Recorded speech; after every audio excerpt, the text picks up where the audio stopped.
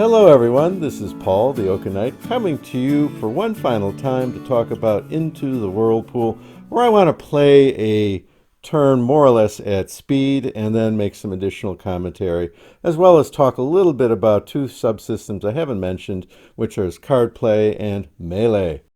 So let's go ahead and dive right in and start. We begin with the initiative phase for turn 2. And the initiative phase is always the first phase of a turn.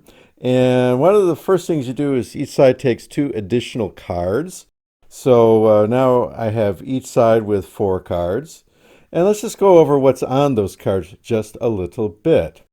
Most cards are generic in the sense they will work the same for either side. A few cards, like this card, will vary a little bit depending on who is playing the card. So for example, this card has Longstreet directs the attack if you're a southerner, or Sickles directs the defense if you are from the north. Each card is going to have a primary action, such as the Longstreet or the Sickles action.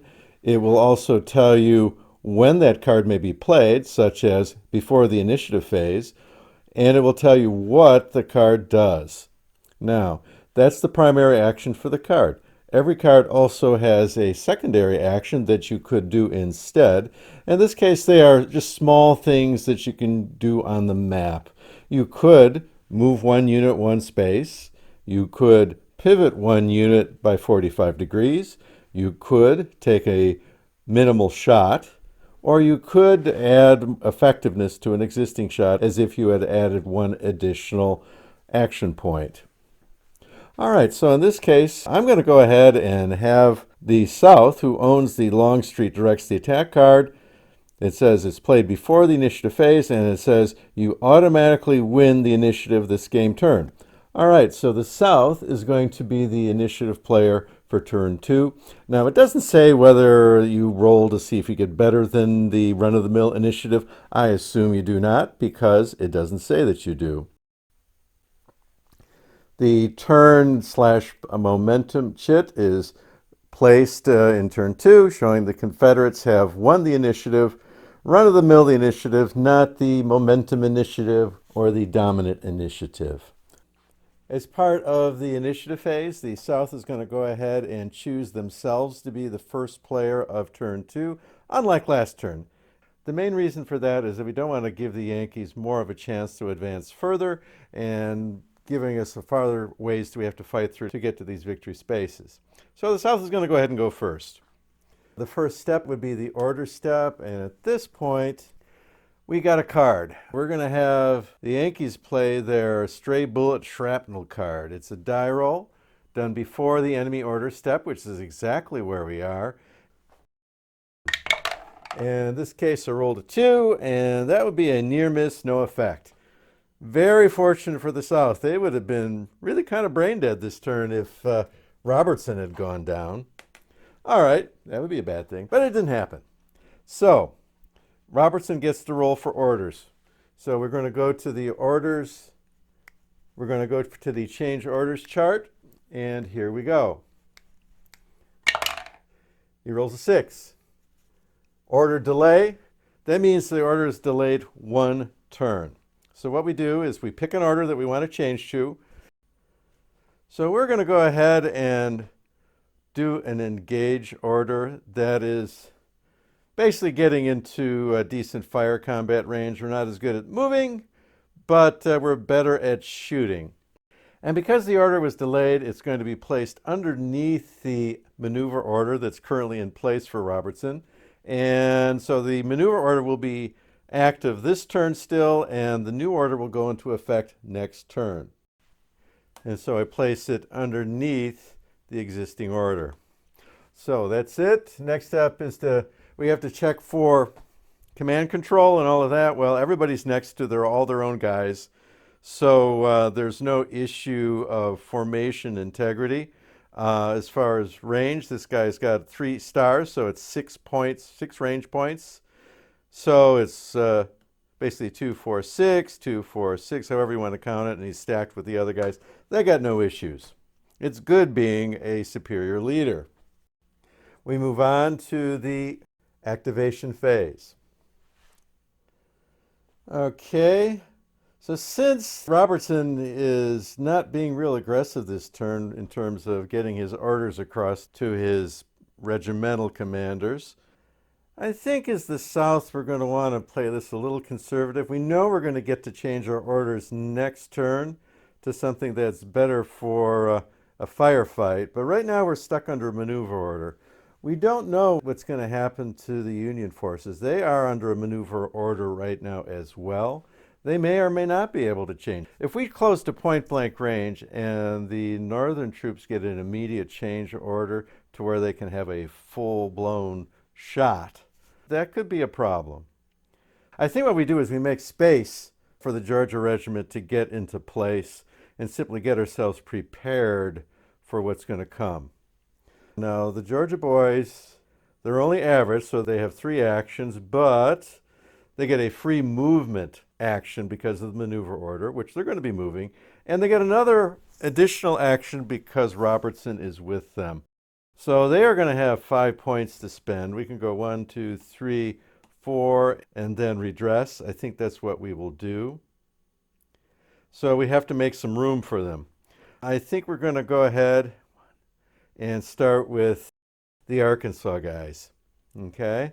And if you look real close, the third from the left, one of my subs tells me that it is his great-great-grandpappy in the line with the 3rd Arkansas. So hats off to great-great-grandpappy of the 3rd Arkansas. So what our friends and great-great-grandpappy are going to do is close by 1 space. We're going to pivot. That's 1 action. That's our freebie. We're going to move 1. That's the first one we pay for. We're going to pivot. That's the second action we pay for. We could go up 1 more. We're going to redress. And we do have 1 left. Maybe we got a shot. Let's figure that out. And according to our handy-dandy rulebook, we have, since we have the Arkansas boys, including great-great-grandpappy, at level 1, and the Yankee troops are up at level 2, and we have primary blocking terrain in between. That's a case where it is obscured, so they have partial visibility through the trees that are at the same level as the lower of the 2 units. So this is an obscured shot, and it's going to happen. Well, it's sort of going to happen. It calculates out because of being obscured, because of only being 1 action doing the shot. There's no extra bonuses. It's going to come to a 0-1, so it is the default. They have a 1% shot, shooting straight ahead. Well, it came out to exactly a 50, so that's nowhere near what they need. That shot is a miss. And so we're going to go ahead and do the exact same thing with the second part of the regiment. It's going to be pivot, move, pivot, redress, and who knows? 1% is 1%. So we're rolling for 0-1. And of course we didn't get it. Actually, we almost got low ammo, but that would have done a disruption on Robertson, but we didn't get that. We missed it by 1 pip. All right. That means the 3rd Arkansas is done. We've gone ahead and made room for the Georgia troops to come through, and so they've got 5 action points. They start with 3. They got a leader, and the maneuver is a free move, so 1, 2, 3. They can go 4 and redress. No shooting. That's just what they're going to do. So our Georgia boys use everything to move forward 4 and then redress, so there's no disruption put on the brigade. And at this point, we can actually do the leader move. He can go pretty much when he will. I might as well do it right now. He's going to stay with the Georgia troops. And so Robertson moves up. He's maintaining his command authority over the brigade. Finally, it's a little bit trickier because they're moving out of the woods into the open. They could receive, there's more shots. There is definitely artillery back there. Might want to push up all the way because being next to the Union infantry, the artillery in back will not be allowed to shoot. Maybe that's a good thing. Texas troops will get a single shot in without any action points to make it worse. They're limited to one combat action per activation under a maneuver order, so they're not able to, even though they have the action points, they got 5 as an elite unit, they can't use them. So they can go 1-2, redress, and then fire at range 1. I think we're going to do that.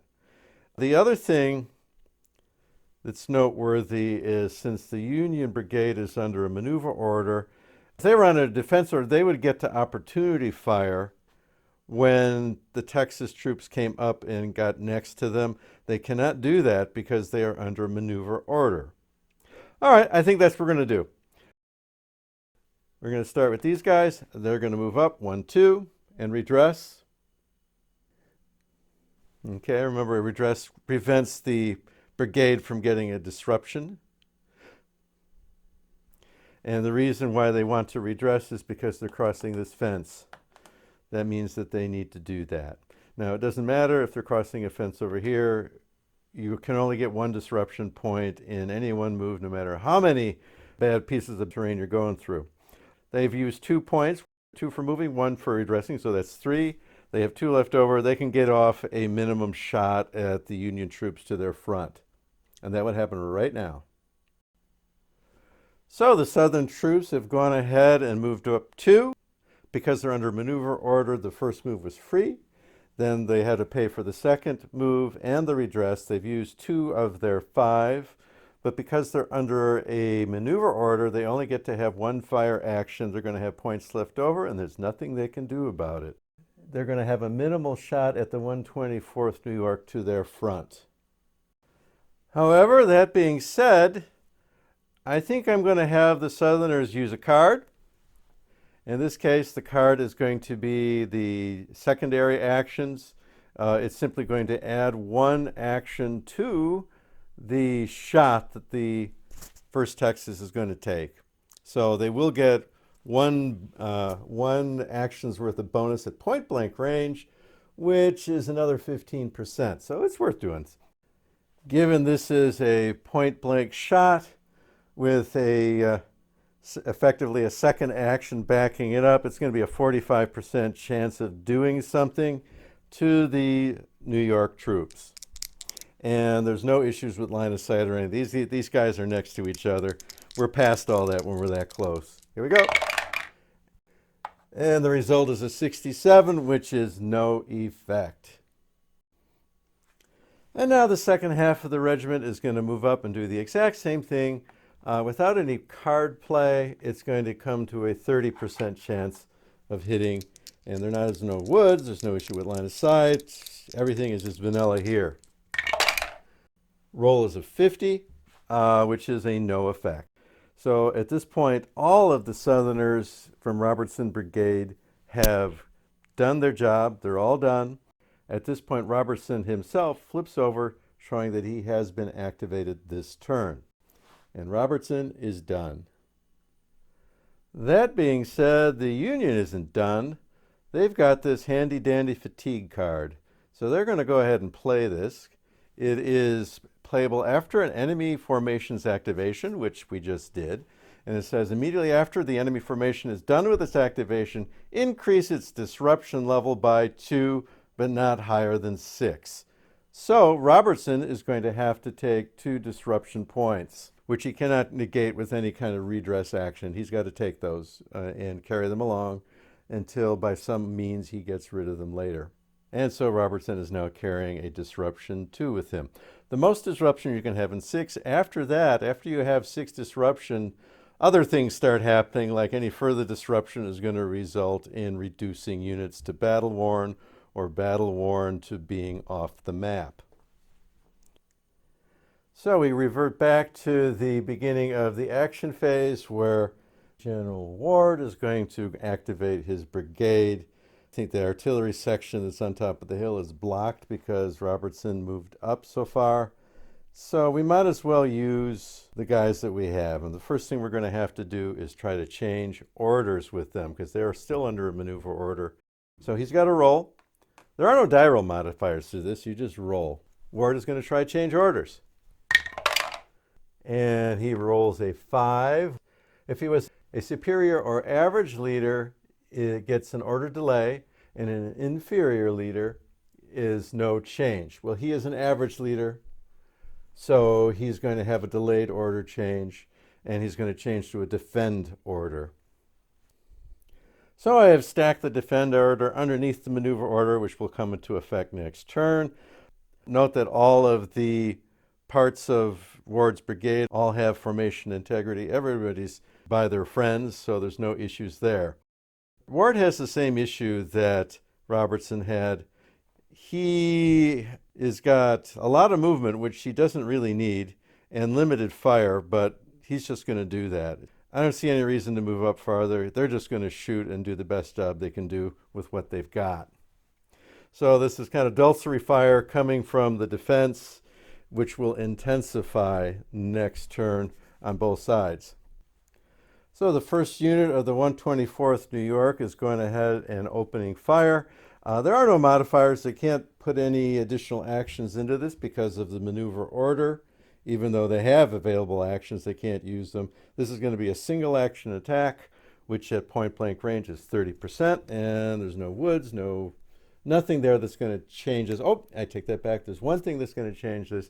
This is a downhill shot, so that's going to add an extra 5%. So they are shooting for 35% at the rightmost unit of the 1st Texas. And they rolled a 68, so that is no effect. And the next unit over on the 124th New York is shooting for the same shot, so it's going to be 35%. And he rolled a 99, which is low ammo. So Ward's brigade is going to get 1 disruption point. And I have marked the disruption right there.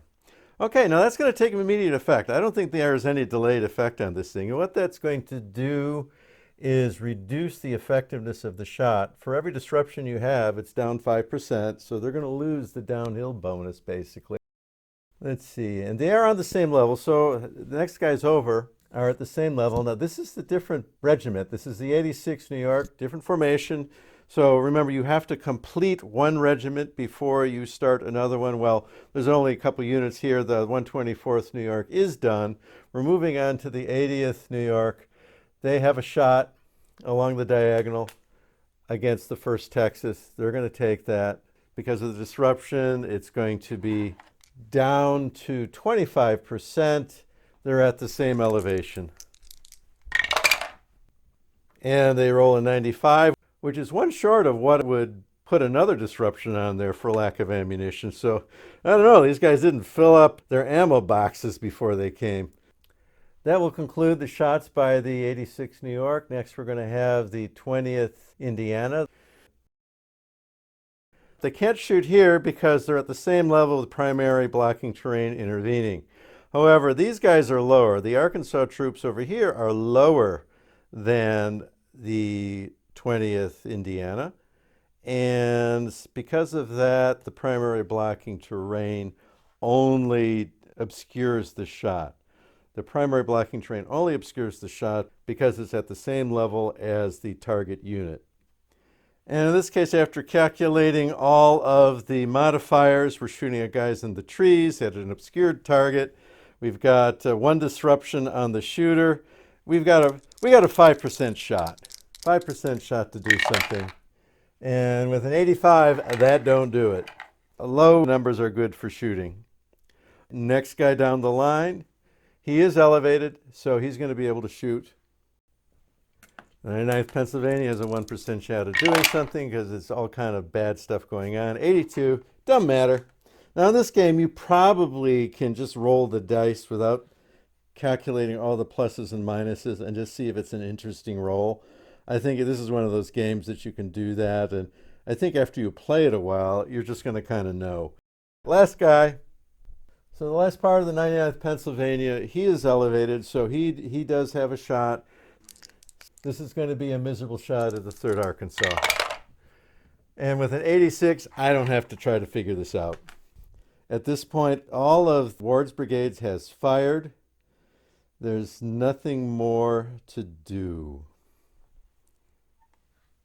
So I'm going to pick up all the smoke, and the Southerners get to try to do something. But before I do that, I realize that I just made a mistake. And because the Union gets 2 activations, right, instead of 1. So they're going to activate their other infantry, and we're just going to move them along. We do have more Union infantry up here that's nowhere near the fight. They're under maneuver orders. They can go ahead and try to change their order. They clearly have formation integrity. They're clearly in command control. This is not an issue for them. Rolling. A 5 means order delay if their average or superior inferior leader is no change. He is an average leader. They get to change next turn. Same thing as the others. He's going to go on to a defense order. He has a maneuver order for this time around, which is probably a good thing. So I have placed the defend order underneath the maneuver order. It is a delayed order. They are average quality. Their normal deal is 3 activation points. They have their brigade leader stacked with them. That's 4. And under a maneuver order, they do get 1 free move action. So if all they're doing is moving, they could potentially move 5 or 4 in a redress. We have a guy in the woods, so we will do that, I think. 1, 2, 3, 4. They would go here, and this guy would want to redress, or the brigade will take a disruption. That's kind of an interesting place. I think we'll go 4. We're going to look threatening. They're going to go 4 and redress. So this one lonely representative of de Trobriand's brigade, the single regiment that's here, has done its maximum move forward and trying to look threatening, and it doesn't have anything left over to do shooting with. So they went 4 and redressed, so we're not building up any disruptions. All right, so we flip over de Trobriand to his activated side. And de Trobriand is now done. Now, at this point, the South has a card for inspirational leadership. You may immediately activate 1 formation from any brigade that has already been activated this turn. We could activate 1 regiment of Robertson, or we can hang on to this for next turn. We're still under that maneuver order. I think it would be, even though it's tempting to take shots, I think I want to let the Texas Brigade open up twice next turn. I think that would be kind of a fun thing. All right, so they are not going to do that. They have used up all their activations, so the South is actually done. The Union can activate 2 more units.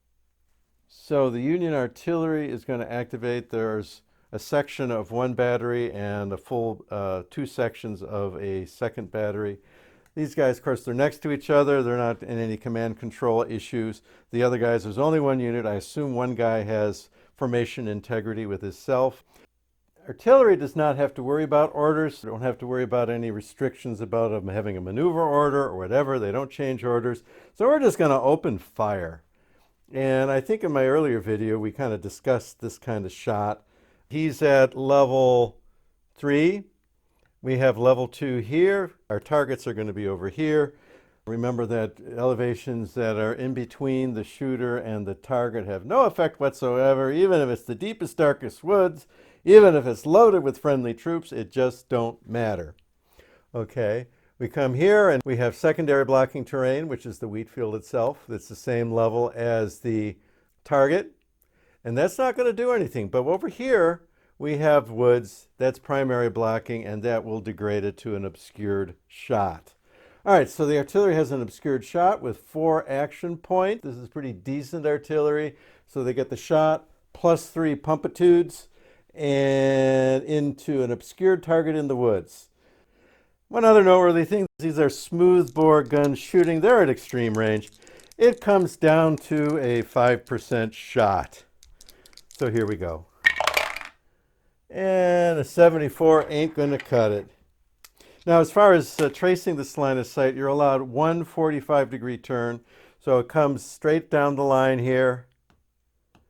And here's our 45-degree turn, almost like my old golf shots where I would like pull it and not shoot it straight.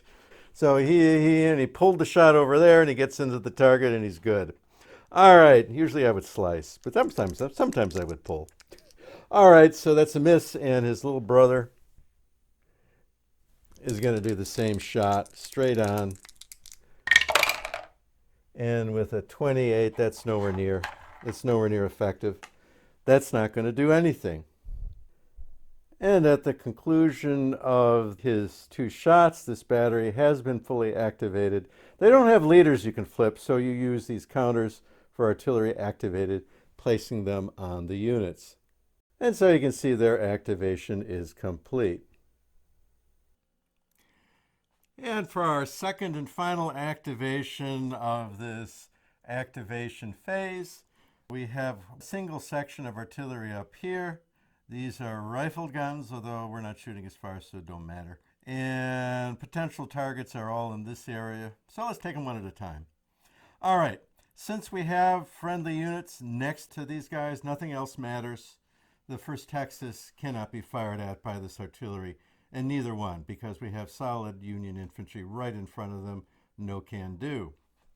What we can do, however, is take a look at the 15th Georgia. Now, back to our line of sight rules. We're on a level 5 hilltop. The Georgians are at level 2.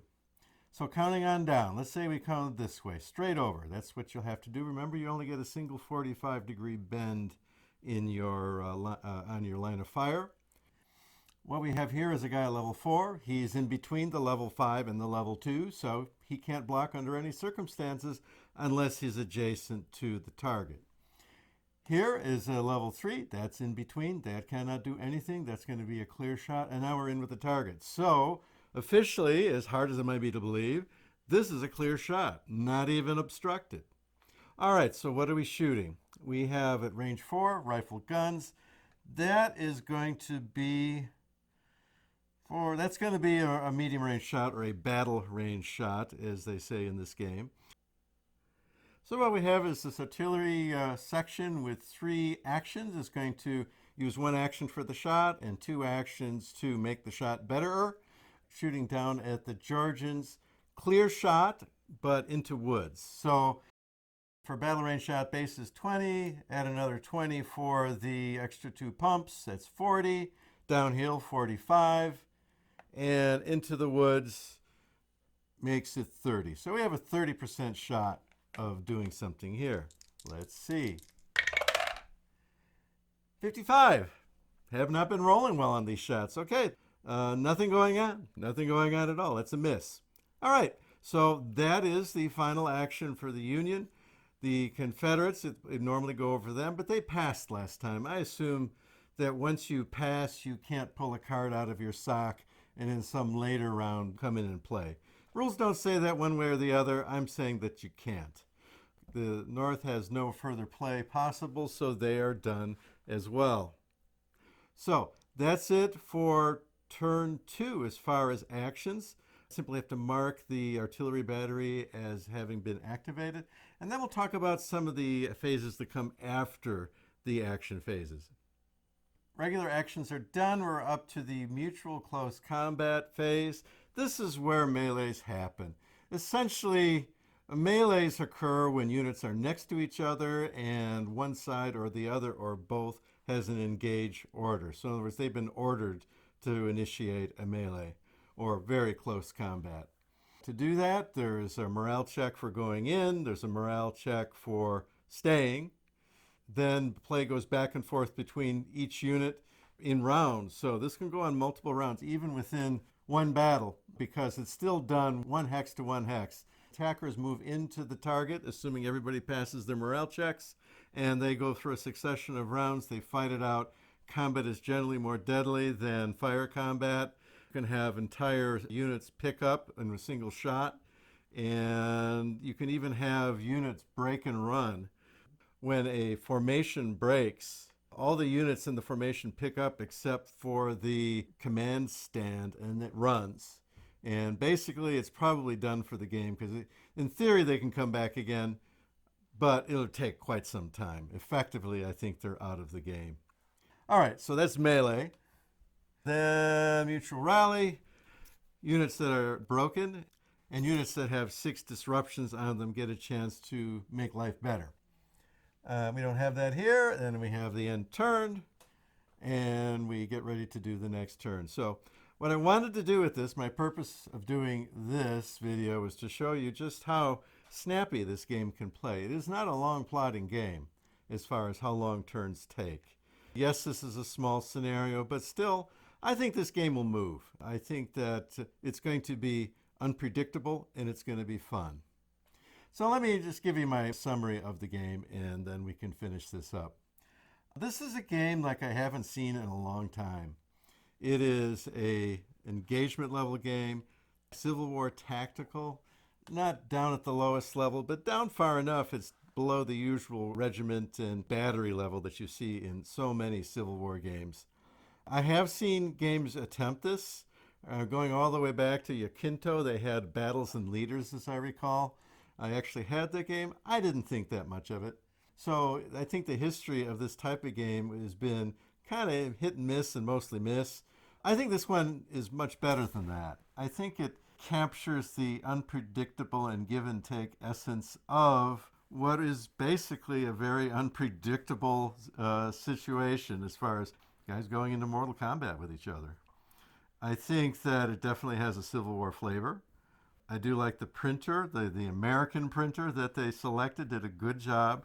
I think they had small things like unit alignments on the counters could be improved, but they did a good job. And certainly with another chance with a second volume of this game, assuming Blue Panther uses them again, I think that they will continue to improve. So I give this game a thumbs up. I love the subject matter. I love games that I can learn something from. And I think the Wii Field is one of those mysterious things that happen on a Civil War battlefield that even with all the stuff I've read and so forth, I'm still not quite sure exactly how things unfolded. Hopefully with this game I have a chance of figuring it out. So I'm looking forward to playing the full scenario.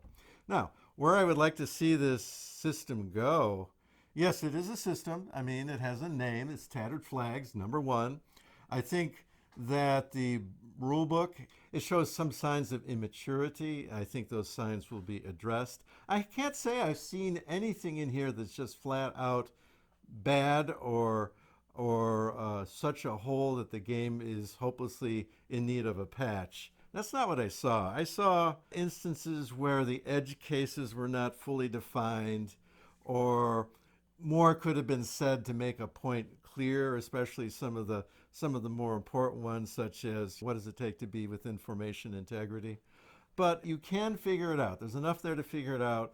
You got to use some common sense, and at some points you just have to patch over the small holes that exist that have not been fully defined, such as certain limitations on the card. So for example, when you say, okay, I got a card here, I'm now the initiative player automatically. Well, what kind of initiative do you roll to see if you can do better? Well, it doesn't say.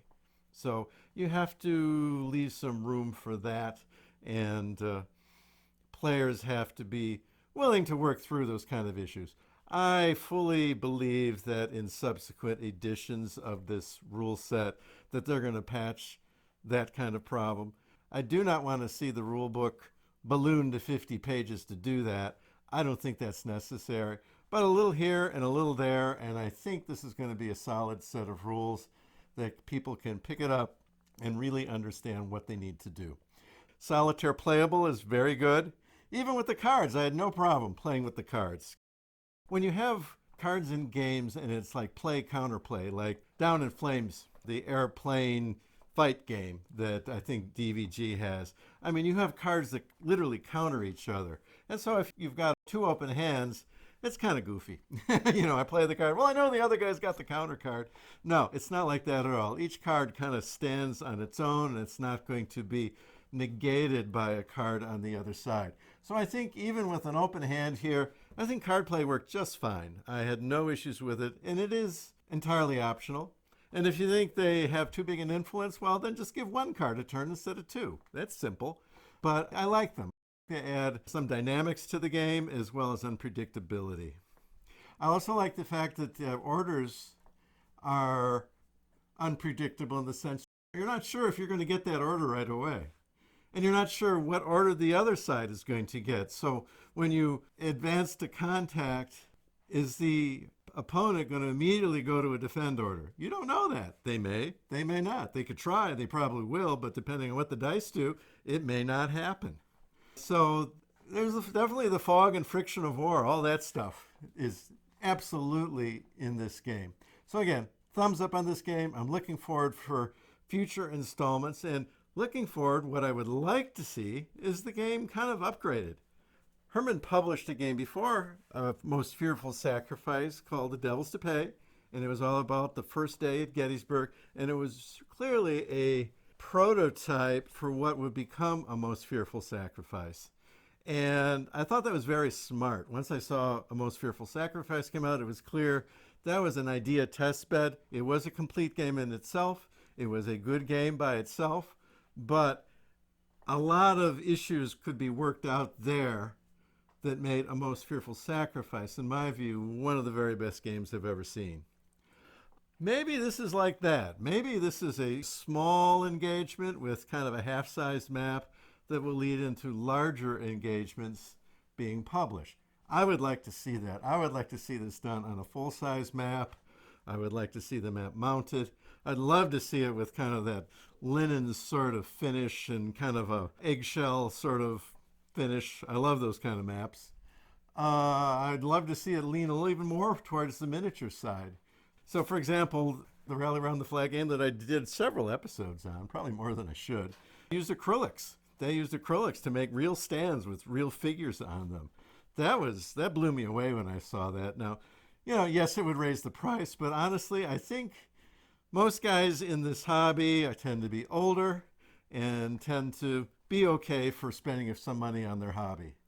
So at $60, with one of the best designers in the business, with this brand new system, American printer, to me, this one's a no-brainer. And I would simply like to see it made bigger, better, more deluxe. Okay, charge me more money. I'm fine with that.